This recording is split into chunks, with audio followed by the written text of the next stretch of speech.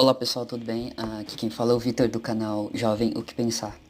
Bom, antes de tudo, deixa eu lembrar, para não me esquecer, se inscreva no canal, clica no sininho, deixa seu like também para ajudar no vídeo e deixa um comentário. Bom, hoje o tema é o que está no título, é sobre o Jardim do Éden, só que não é sobre o Jardim do Éden apenas no sentido bíblico, mas a escassez que poderia haver em um mundo de abundância quase que infinita.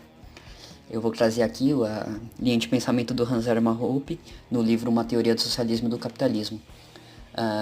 Eu vou me basear basicamente no segundo capítulo, que começa na página 21, e o argumento dele que você é dono do seu corpo, não do seu corpo. Eu sei que é confuso, vamos lá de novo. Você é dono do seu corpo, você não é o seu próprio corpo. Seu corpo é um objeto. Aquilo que controla teu corpo é você. Teus pensamentos é você. Você não é seu corpo. E seu corpo é um bem escasso. Ele não é infinito. Então, bom, a partir disso eu vou ler aqui umas premissas dele no livro. Eu vou deixar em PDF, provavelmente na descrição desse vídeo. Então, vamos lá. Eu não vou cortar nem nada do tipo, eu vou falar diretamente o que está escrito aqui.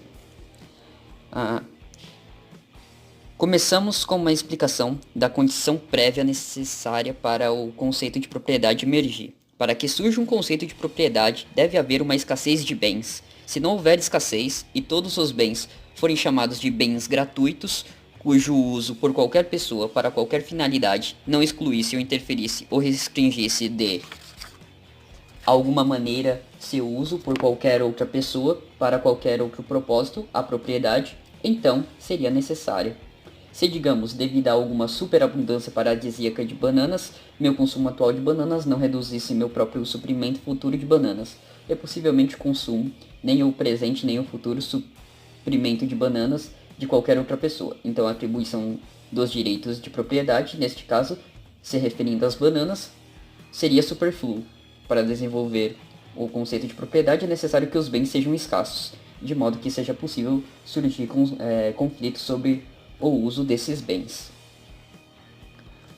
Aí ele continua aqui dizendo que o direito de propriedade é uma forma de evitar conflitos, ou seja, você sendo dono de algo vai impedir que outra pessoa queira tomá-lo, porque imaginamos aqui numa sociedade anárquica onde não existe conceito de propriedade, ou seja, tudo é de todos.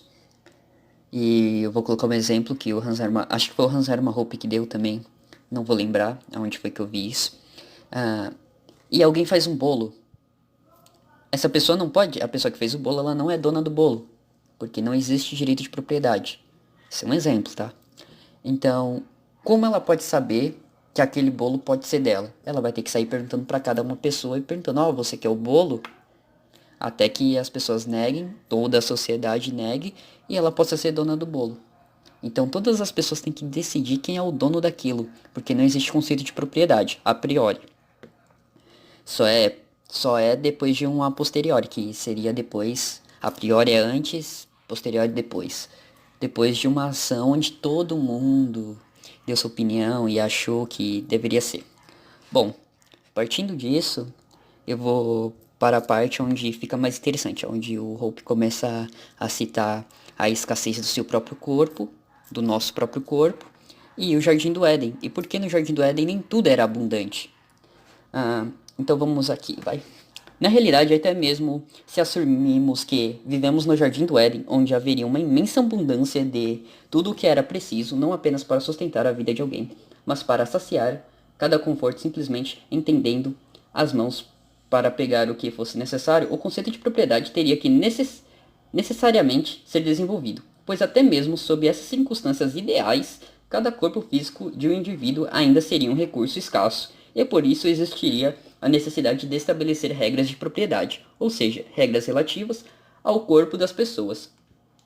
As pessoas não estão acostumadas a pensar em seu próprio corpo como um bem escasso, mas ao imaginar a situação mais ideal que se pode esperar, como o Jardim do Éden, torna-se possível perceber que o corpo de alguém é realmente o prototipo de um bem escasso para que o uso dos direitos de propriedade, ou seja, direitos de propriedade exclusiva, sejam de alguma maneira estabelecidos com a finalidade de evitar conflitos. Na realidade, enquanto uma pessoa age, ou seja, enquanto uma pessoa tenta intencionalmente alterar um estado de coisas que é subjetivamente percebido e avaliado como menos satisfatório, para um estado que parece mais recompensador. Essa ação envolve necessariamente uma escolha relativa ao uso do corpo desse indivíduo, e escolher, preferindo uma coisa ao estado de outra, significa evidentemente que nem todos os prazeres e satisfações possíveis podem ser desfrutados ao mesmo tempo, mas que algo considerado menos valioso deve ser preterido como a finalidade de obter alguma coisa mais considerada mais valiosa. Deve ser preterido com a finalidade de obter outra coisa mais considerada mais valiosa, beleza.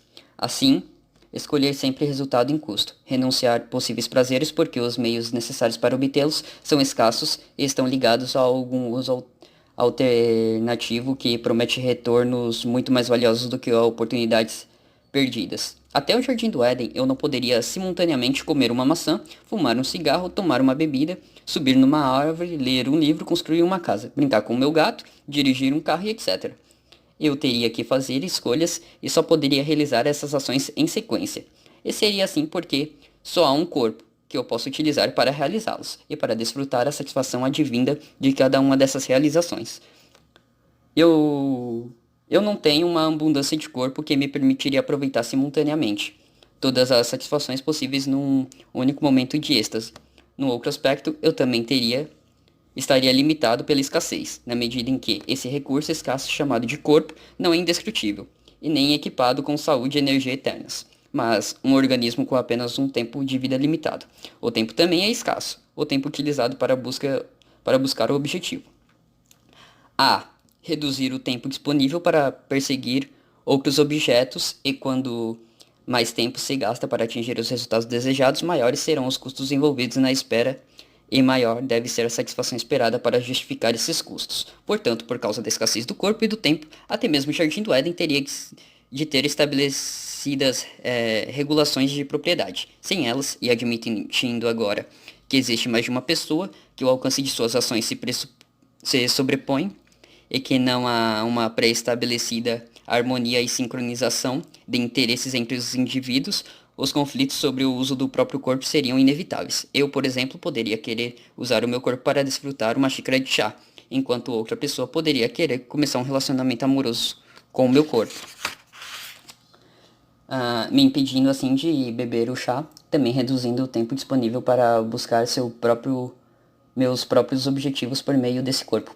Para evitar esses possíveis conflitos, devemos ser criadas regras de propriedade exclusiva. Na verdade, desde que haja ação, há necessidade de estabelecerem regras de propriedade para manter as coisas simples e livres de detalhes que distraiam a atenção. Continuamos a admitir, por extensão da análise, que nós, de fato, habitamos no Jardim do Éden, onde exclusivamente um corpo de alguém, o espaço que ocupa e o tempo são recursos escassos, o que o protótipo de um bem escasso pode nos dizer acerca da propriedade e seus derivados conceituais. Aí aqui ele continua, mas esse daqui é o ponto central que eu gostaria de tocar, que é, bom, nós temos tempo escasso, temos nosso corpo, que é uso exclusivo nosso, porque só nós podemos controlar, e além do direito à propriedade, que é o direito de nós possuirmos nosso próprio corpo, é o direito de exclusividade, que é importante.